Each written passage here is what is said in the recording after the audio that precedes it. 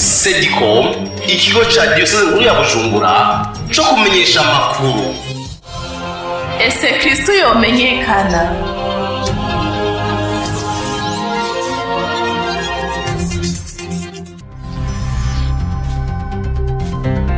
Amakuru mu Kirundi mushikirizwa na Sedicom.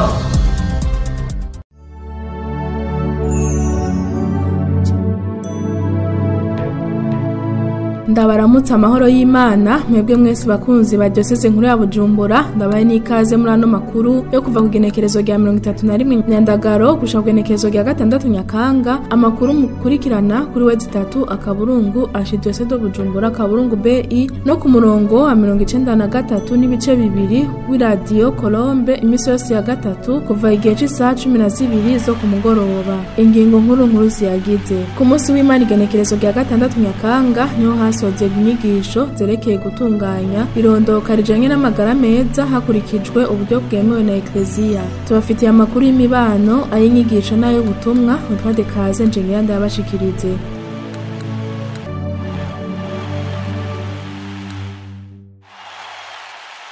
Ndasubiye kubaha ikaze muri ano makuru tuyahere mu gisata c'iterambere. Muri Paruwasi Ruziba bari mu bikorwa vyo kwagura ingoro y'Imana kugira abakristo baronke aho basengera hameze neza. Patiri mukuru yo Paruwasi Patiri Petero Karaveri Gacumu arakengurukira abakristo bitanga muri ico gikorwa. Abakristo nabo barashima ko ico gikorwa kigeze ku ntambwe ishimishije. Idonido na Donatien Nzobonimpa. Paruwasi yitiriwe umweranda Mama Teresa w'ikarikuta yo mu Ruziba yari paruwasi vyagaragara yuko ari nto mu nyubako bivanye n'ubwinshi bw'abakristo bahasengera. Muri kino gihe haraheza amezi ashika kuri 10 hatanguje igikorwa cyo kwagura ingoro y'Imana ya paruwasi. Patiri mukuru wa Paruwasi Ruziba Patiri Petero Karaveri Gacumu aratubwira vyinshi kuri uyo mugambi. Hari igenekerezo ya 28 no kwezi kw'icumi mu mwaka weze 2019 niho twugururanye zino mugambi. Turatangura ibikorwa turabandanya aho tugeze muri iki gihe harashimishije. Tubandanya twagura kugira ngo abakristo baze baronkera aho basengera hagutse kandi hameze neza. Niyo ntumbero ya mbere yatumye twagura ingoro y'Imana nuko twabona ko abakristo ko baragwira, tukabona yuko bifuza gusengera ahantu hameze neza cyane cyane mu bihe usanga ari vy'imvura izuba. Rero turasaba mukama ko tuje imbere tukatangura umugambi. Turagutanguye rero kandi ugeze kure, ugeze hashimishije ariko intambwe iracari ndende. Ndakenguruka cyane kungene turonka intererano cyane z'abakristo eka n'abandi bagenzi dufise kumuzirikanye kandi batwitayeho. Ibikorwa byo gusanura iyo ngoro y'Imana bisanzwe bifise umugwi ubukwirikirana. Uyo mugwi ukavuga yuko ibikorwa bigeze heza cane ariko bakavuga yuko intambwe ikiri ndende. Kurikirana Gilbert Bizimungu arongo ikomisiyo ijejwe gusanura ingoro y'Imana ya Paruwasi Ruziba. Intambwe yo gusakara rero izodusaba uburyo bw'amafaranga bwinshi cane, amafaranga arenga miliyoni 60. Ariko navyo nyene dufashijwe n'abakristo dufashijwe n'Imana turizeye yuko tuzobishikako. Twifuza yuko mbere Imana idufashije hoshika ko duhimbaza umunsi mukuru wa Pasika aho twamaze kubaka hose hamaze gusakarwa. Mudusabire rero mugambi tuwusabire kuko n'umugambi wo kubaka ingoro y'Imana kandi Imana nta kiyinanira. Mu bakristo basengera kuri Paruwasi Ruziba batuye umugambi waje hageze. Umviriza umwe mu bakristo basengera. Ndanezerewe cyane kuko ubu turi mu ngoro y'Imana yagutse. Nukuri turanezerwa cyane yo tuticaye kuzuba. Kare twarababara abakristo bicaye kuzuba ugasanga ni ingorane ndende. Nukuri rero ubu ibintu bigeze ahantu hashimishije gose. Mwomenya yuko ingoro y'Imana yasanuwe mu nshinga zitatu, impome zayo zose zikaba zimaze kuduga. Imwe mbere ikaba ariyo imaze gusakarwa, ikaba ariyo igiye gushigwako ubwa mbere imiryango n'amadirisha kuko yoyo basana batanguye kuyisengeramwo. Donatien Nzobonimpa, Sedicom, Paruwasi yitiriwe umweranda Mama Teresa w'ikarikuta mu Ruziba. Arakoze Donatien Nzobonimpa. Umuryango wa Paruwasi Mukiza Mweranda warasezeye icese ku munsi wa Mungu igenekerezo rya 6 Nyakanga. Patiri Ernest Nzisabira yari amaze imyaka 4 ari umwibutsamana w'imihari n'imigwi, akaba kandi yarajeje ikigega ca Paruwasi. Patiri Ernest akaba agiye kubandaniriza ubutumwa muri Paruwasi nshasha ya Maramvya. Patiri Vincent Bigirimana akaba ari waje kumukorera mu ngata. Idonido na Willis Ndayihebura. Tabwe mukama ndarengutse buntume. Iryo mwejeje kumva ni rya patiri mukuru wa paruwasi Mukiza Mweranda mu Nyakabiga Patiri Desire Ninahazimana. Awari mu nkoka y'imisa yarongoye yatanguye neza igihe cy'isaha 4:30. Mu nsiguro yatanze patiri mukuru wa paruwasi Patiri Desire Ninahazimana yarashimikiye ku ijambo urukundo, kuko ngo ufise urukundo niwe ashobora kumenya ibyo abandi bakeneye. Urukundo zirira nabo mugenzi, icyo gituma urukundo ariko bwirizwa rushitse. Zirira nabi umuntu erega turagira nabi abandi, kuko mu mitima yacu hatari urukundo gusa, hari urukundo mugabo rukavangirwa n'ibindi bintu bibi biva mu mitima yacu bikagirira nabi abandi. Umuntu akora mu ntabonwa yiwe, iyo ari nziza agakuramo ibyiza, ari mbi agakuramo ibibi. Nayo mu ijambo ryiwe Patiri Ernest Ndisabira yarakengurukiye aho byasangiye ubutumwa bose muri iyo myaka 4 iheze, asozera abifuriza guhorana ubumwe. Ashima rero ibikorwa yaranguye turi kumwe namwe, muribuka icyo twaciye gusengerako, ariko twagerageje mwarashigishiye, murandangira n'ubuma n'udahuma, ndabasigaranye ubumwe, ndabasigaranye akanyamuneza, ibyo byaranga abakristo bacu ba mbere. Ayo umusaseredoti w'umukama Vincent Bigirimana mu ijambo ryiwe yaramenyesheje abakristo ba paruwasi Mukiza Mweranda batari bake bari mu ngoro y'Imana yuko aje azanye ishaka, kandi yifuza ko ishaka ryiwe azanye ryofatana n'ry'abakristo. Noreka kugaragaza akanyamuneza kenshi vise zo gushika mu ngiro icyifuzo cy'umwungere yashimye ko noza tugashira ingufu hamwe, ivyo bifise ishaka twashira hamwe n'igiwanyu, bizere yuko umukama azodufasha kubana dutera intambwe tugana ubweranda. Twosozera tubamenyesha yuko umubano w'abasaseredoti bo muri paruwasi Mukiza Mweranda mu Nyakabiga ugizwe n'abasaseredoti batatu, aribo patiri mukuru ariwe Patiri Desire Ninahazimana na Patiri Vincent Bigirimana na Patiri Alexis Karegwa. Mu bigo bya paruwasi Mukiza Mweranda mu Nyakabiga, Engineer Willis Ndayihebura ku bwa Sedicom. Tugushimire Willis Ndayihebura. Tuje mu gisata c'imibano, abanyeshuri baba 680 bo muri komine Rutegama intara ya Muramvya nibo baronkejwe ibikoresho by'ishuri inyuma y'ibikorwa vyabereye mu ikambi ryo muci bita Condete mu Gifaransa vyabereye muri iyo komine. Utwo tuganuke twaba twatanzwe ku munsi wa gatandatu igenekerezo rya 5 Nyakanga uyu mwaka. Idonido na Gordien Kanyegeri. Abanyeshuri bo muri komine Rutegama bakikijwe n'abarezi babakurikiranye mu bikorwa vyo muci, harimwo urongoye indero muri komine Rutegama Muzo Mwiza Janvier, birigwanye akanyamuneza baronswa na komine akaganuke kamakaye kuko baritanze mu gusukura amabarabara harimwo irya kaburimbo Bujumbura Gitega. Ivyo bikorwa vyatewe iteka n'imvukira za komine Rutegama, harimwo umushinga amateka Ningeko Emmanuel aho mbere yagiye arishikira ku kivi kuremesha abanyeshure mu bikorwa vyo muci. Yarabahaye impanuro nyinshi zibafasha kw'ishure no mu buzima. Mubandanye muzirikana ko iyo umwana asoneye se na nyina agira amahirwe agira kuramba akazotera imbere mu buzima bwe bwa misi yose. Muzaye muzirikana yuko utarima atamira, kandi ubunebwe ntawe bwateje imbere. Kurya rero mwagamburutse, mubandanye mugamburuka, mubandanye mushigikira ibikorwa, ejo ho bukera muja ku mashuri. Ujya mwete mwerekanye mu buruko mu gukunda ibikorwa, muze murushirizeho kugira ngo ino komine yacu ya Rutegama ishobore kuzoba rurangiranwa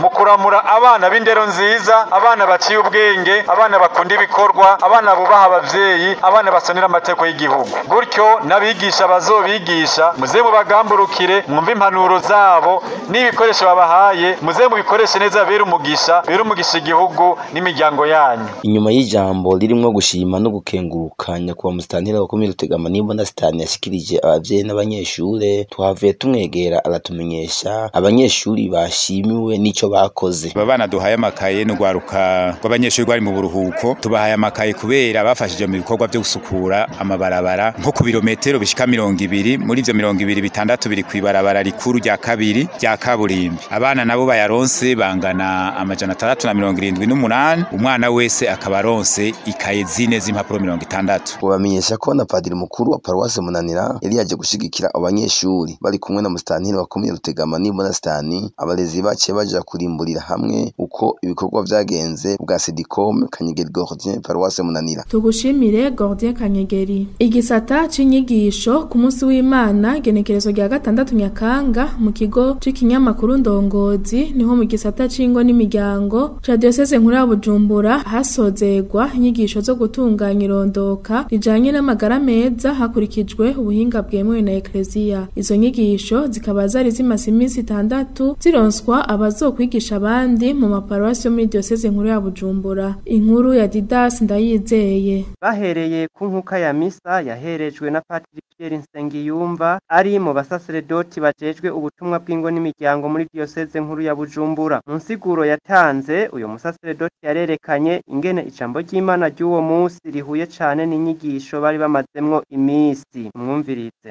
Ntihagire uzokwigira umuhinga mu gukora ubutumwa, uzoba umuhinga ubishobojwe n'Imana. Dufatiye kuri iki gisomwa ca mbere twumvise, Imana idushoboze, ntihagire umuntu afata inzira yo gutakara kandi turi nico twoshobora kumufasha. Dufatiye ku gisomwa ca kabiri, Imana icana umuriro w'urukundo mu mitima yacu, uburyo tuba urukundo n'abazotwitura bose tubafasha muri urwo rukundo nyene. Dufatiye kuri iki gisomwa ca gatatu, Imana idufashe ibintu byose bituma imitima yacu ihungabana, tuja mu ngorane kandi dushira abandi mu ngorane, Imana ibidukingire, tuba abantu baba isoko ry'akanyamuneza. Inyuma y'inkuka ya misa abari bamaze imisi muri izo nyigisho bose baciye baja kurabira hamwe ingene inyigisho zagenze. Iruhande yaho bamwe mu bari bitavye izo nyigisho barashinze intahe berekana akamaro ko gukoresha uburyo kama mu gutunganya irondoka mu ngo zabo. Tubumvirize. Twatanguye tukiri umwana wa mbere, mudamu araja kuri vya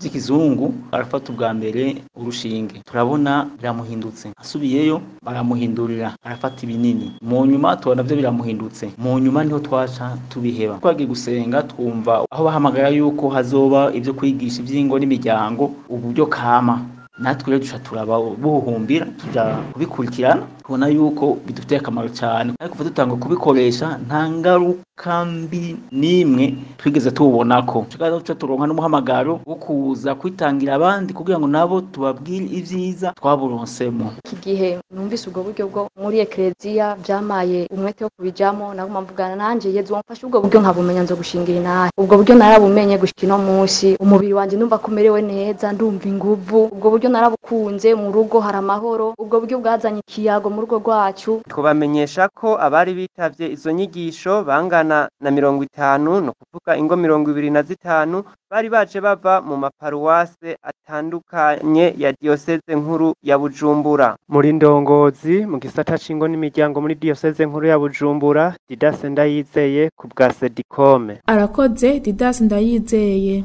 Tukiri mu gisata c'inyigisho muri paruwasi yitiriwe na Mweranda yo kumusaga barasozera ihwaniro ry'ugwaruka ku munsi wa 5 igenekerezo rya 4 Nyakanga. Gwaruka gwitavye iryo hwaniro nkuko gwabimenyesheje ngo gwarahigiye ibitari bike kuko hari ivyo basigaranye mu nyigisho baronse. Idonido na James Nimpaye.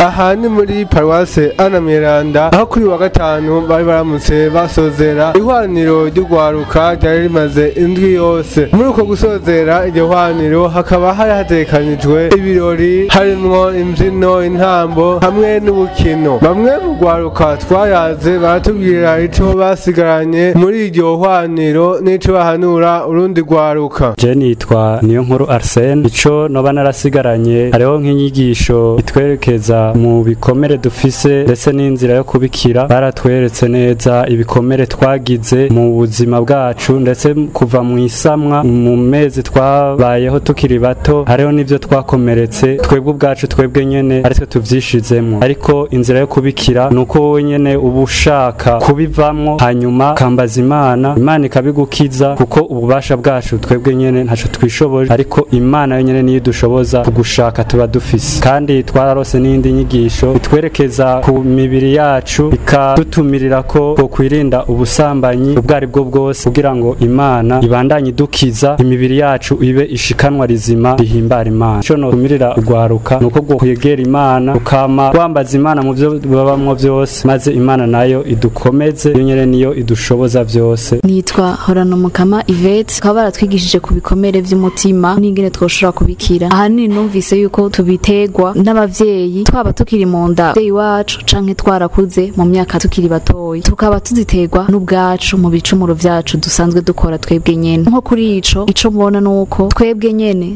kwegera Yezu akaba ari wadukiza ivyo bikomere vy'umutima. Batubwiye ko hariho amasakaramentu ariho hose harurukiza tukirega. Inyigisho ikurikira baratwigishije umujene w'ukuri w'umukristo muri iyi si ya none. Naratahuye yuko dutegerezwa kugenzwa na Yezu, ko umuntu wese ategerezwa kugendera ubuntu mu vyo arimo vyose, mu vyo akora vyose, mu kwirinda igicumuro. Baratwigishije ko ikintu ca masturbation cishe abajene cane. Baravuga ko ari intambamyi iri mu bajene benshi batabizi ariko bibabangamiye. Bavuga ko vyica cane gusumvya igicumuro co gusambana. Ico no hanura nuko bo kwegera Yezu ariwe muganga mukuru yoshobora kubakiza ivyo vyose. Nosoza ndamenyesha yuko buri wa gatanu wa mbere w'ukwezi abahurikiye mu mivukano y'ugwaruka ariyo bita amafraternité muri Paroisse Anna Mweranda bamwe bahura kugira ngo baronswe inyigisho nkomeza kwemera. Muri Paroisse Anna Mweranda Nempare James kubw'ikigo kijeje kumenyesha amakuru Sedicom diocese nkuru ya Bujumbura.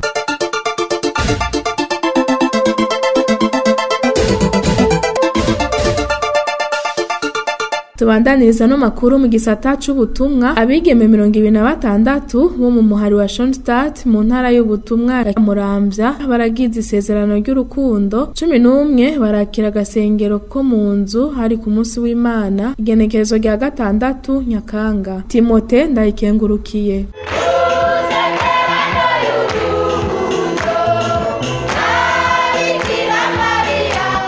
Ivyo birori vyabereye mu misa nkuru ya Paroisse Kiganda yatanguye igihe c'isati 5 irijwe na Padre Alexis Bateranya asanzwe arangura ubutumwa muri iyo paruwasi. Vyari vyatewe iteka kandi na Mama Maria Mediatrice Ndiyo kubwayo umubikira wa Maria wa Schoenstatt akaba ari wakurikirana igisata c'abigeme n'abana b'umuco mu mwari wa Schoenstatt. Musiguro yiwe uwo musaseredoti yarabwiye abari uko Bikira Maria mu bivye Imana yaduhaye umukunda arangura ico Imana ishaka, ngo Bikira Maria niwe wa mbere yemeye kurangura ishaka ry'Imana. Abo bigeme 26 bagisezerano n'urukundo bava mu ntara butumwa ya Kiganda igizwe na Paroisse Kiganda, Buziracanda, Munanira, Ukwavu na Gasura. Bejeje kwishikana ku muvyeyi Bikira Maria muri iyo nsezerano n'urukundo baca basinya mu gitabo ikimenyetso kigaragara cyuko bunze ubunwanyi na Bikira Maria. Bejeje gusinya muri ico gitabo uwo musaseredoti yacambika umudari ugaragaza iyo nsezerano n'urukundo agaca baha n'isanamu iriko agasengero ka Bikira Maria umwamikazi atanganirwa akaba n'intsinzi ya Schoenstatt. Hakurikiye abakiriye agasengero ko mu nzu ikimenyetso cyuko bajanye Bikira Maria iwabo. Abaronse ako gasengero ni 11. Abari bamaze kugira isezerano n'urukundo baragize umugirwa wo kwinagura aho basaba imbabazi Bikira Maria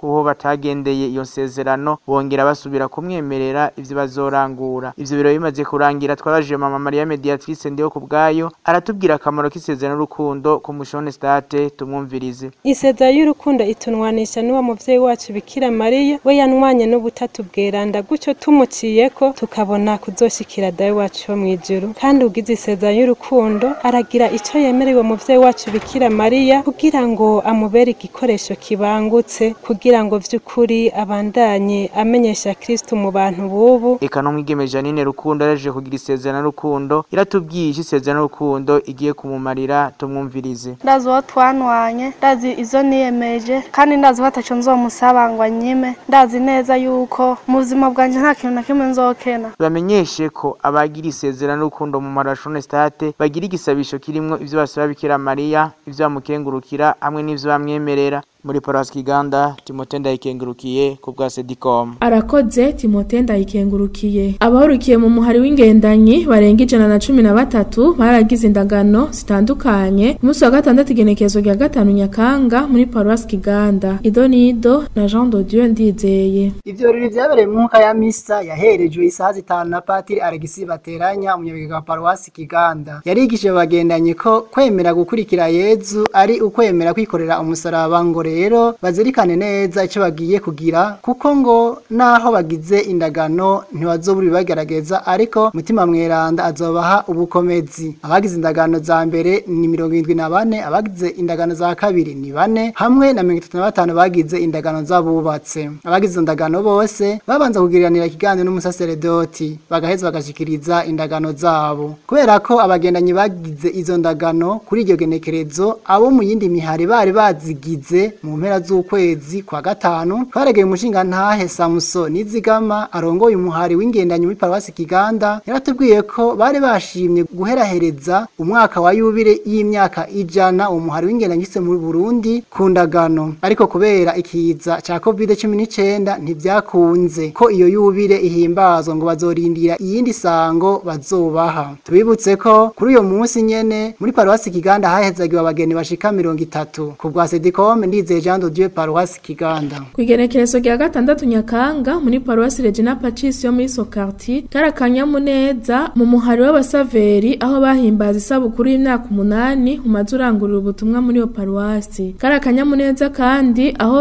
Jean Bosco Habarugira yagaruka muri Ecclesia Katolika Idonido na Sibdi Ndayikengurukiye. Muri yo nkuka y'imisa yaherejwe n'icegera c'umwibutsamana mukuru w'igipolisi c'u Burundi Pascal Barampiga yibukije kuba umusaveri ko bisaba umuntu ategereza kuba ari umukristo kandi afise ingendo nziza. Nitumwumvirize. Iri jambo ry'Imana mwebwe y'urukundo mwebwe iryo mwararirengeye mwebwe mwararirengeye kuvuga mugira muti urukundo imisi yose na hose, urukundo imisi yose na hose. Tubibasabire rero ariko na cyane twongera dusabira n'ujya muvukanyi agiraze agaruke muri Ecclesia. Yaramaze imyaka 4 ariko muri iyo myaka 4 ari mu baporoti yaragize ati hari ico ntariko ndaronka, hari ico ntariko ndashika ko mu buzima bwanje bwo kwemera, none rero ndaje. Inyuma zaho naregereye usanzwe yatanguje uwo muhari muri yo Paruwasi nyene Eroge Nduwayezu nawe aratwiganira kuntu uwo muhari watanguye, nawe nyene tumwumvirize. Muri w'abasaveri watanguye neza mu mwaka wa 2012 hari itarike 12 z'ukwezi k'umunani hari kwa Mungu. Umuhari watanguye twaragiye hamwe n'abavukanye muri Kabuyenzi barabona ingene umuhari w'abasaveri utari muri Sokarti. Twaba twagwa hamwe mu gipolisi bararaba ingene bawutanguye baravyumvira amaze gusyumvira arabishira no mu ngiro baraza dufanikaje n'abavukanye tutakiri kumwe gutanguza umuhari wa saveri turakora biragoyagoya mugabo umukamana yaduhezagira aho rero Paruwasi Regina Pacis muri Sokarti yugururiye imiryango ku bakristo bo hanze cyane no mu Carama no mu Kamenge muri wa saveri wabona gutera imbere cyane twaronka abawinjiramwo benshi baratera imbere.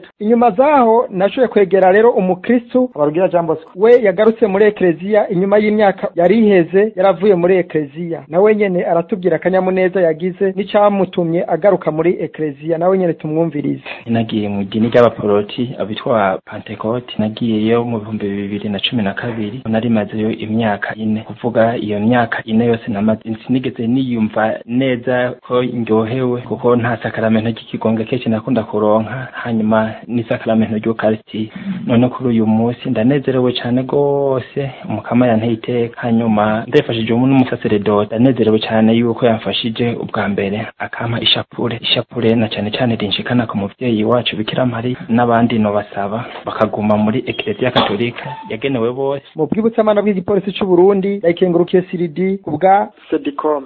Arakoze Siridi Ndayikengurukiye. Mu ntumbero yo guhimbaza isabukuru y'imyaka 15 umuvukano w'umuco wo mu Gasenyi iri muri zone Gihosha umaze ubayeho uwo muvukano waratunganije ibirori ku munsi wa 6 genekerezo rya 5 Nyakanga muri uno mwaka muri Paruwasi Yohani Batista Mweranda yo mu Gihosha Idonido na Emmanuel Ndagejimana. Ivyo birori byari byatewe iteka na nyakubahwa patiri mukuru wa Paruwasi Yohani Batista Mweranda ariwe patiri Jules Tisambo aho byatangwa n'inkuka y'imisa akaba ari nawe yayihereje. Mu nyigisho yatanze yarasubiye kubatumirira gukundana nk'abavukanye koko kuko burya mu mvukano mito aro imiryango ikomerera. Umwe mu batanguje mu mvukano ariwe mutoni wabo Anita akaba ari nawe yabaye umusuku wabo wa mbere twaganiriye yatumenyesheje ko uwo mvukano gitangura bitari byoroshe na gato ngo kuko nta paruwasi ari bwavuke tumukurikire. Nta sengero ishengero dusengeramo bari dufise ngaha ko n'imisa zo mu gatondo zabera kwa Musenyeri rero tuvuye ino za Gasenyi Taba no haruguru gatoya bitanga mu Gisandema yari ibintu vy'amapaternité louange byari bikomeye cane muri Saint Joseph niho rero twaja ndibuka hari le 27 août 2005 niwo munsi twaca effusion muri foyer de charité twari abajene nka batatu turaja hamwe turiyumvira kuko baturungitse mu butumwa muri foyer de charité batubwiye bati izi nyigisho mukuye ngaha ntimuziryamike ahubwo genda muzigisha abandi rero tuca turatangura ndibuka vyaratugoye gatoya mugabo kubera wari umugambi w'Imana ntivyabandanije bigora cane usanzwe ari cegera c'umusuku wawo muri kino gihe ariwe Dusabe Anastase twayaze yanatumenyesheje ko inyigisho batanga zikurikizwa n'ugwaruka tumukurikire turavye impanuro dutanga muri fraternité naca cane zerekeye gusoma ijambo ry'Imana ico novuga ati abajene bagikurikiza kuko hari igihe dutembera nk'abajene ugasanga ariko ari concentra kuri Bibiliya ariko arayisoma turabahimiriza gusenga kindi naco turabigisha ko bogira ibikorwa by'urukundo nko gufasha abantu aho nikora abo begeranye baba bagwaye inyigisho dutanga barazishira mu ngiro ariko naho atari bose muri rusange bazishira mu ngiro Makobero Bertrand umwe mu gwaruka twayaze yatumenyesheje ko imyaka 5 mumazemwo yahongukiye ibitari bike nko kuronka inyigisho zimusha kwifatira ingingo mu buzima bwiwe tumwumvirize nashoboye kuronka impanuro zerekeye ubuzima bwanje bituma nza ndigira ingingo z'ubuzima bituma ntera imbere mu bweranda mbere no mu bwenge Rana hano yurundi gwaruka rufata minenegwa inyigisho zitagirwa muri iyo mivukano usubire tumukurikire ugwaruka rutitaba inyigisho z'umuvukano wacu novuga ati n'uruhombo bagira kubera ko burya kumara isaha uri hampande y'umukama uri kumwe n'abavukanye mu kama ya ijambo ry'Imana biratuma ugura mu bwenge no mu kumenya ivy'Imana ariko nkabatumirira kwatoguma bahomba ko boza bakifatikanya natwe kugira ngo menye Imana y'ukuri kuruta aho twamenyesha ko uwo muvukano wavyawe n'umuvukano muri Paroisse Joseph Mweranda wo mu Ngagara mu gihe uwo muvukano usanzwe umaze imyaka 15 uvutse ukaba wavutse mu mwaka wa 2005 Paroisse ya Baptiste Mweranda Emmanuel Ndagijimana ku bwa Sedicom arakoze Emmanuel Ndagijimana akaba ari kuri iyo nkuru nangirije kwa no makuru shimire mwebwe mwese mafasha akanya ko kuyatega abiri bagenzi baje bafashije kuyatororokanya nkaba ndabakengurukiye Edward Kaze niwe ariko arabashikiriza ndabipfurize amahoro y'Imana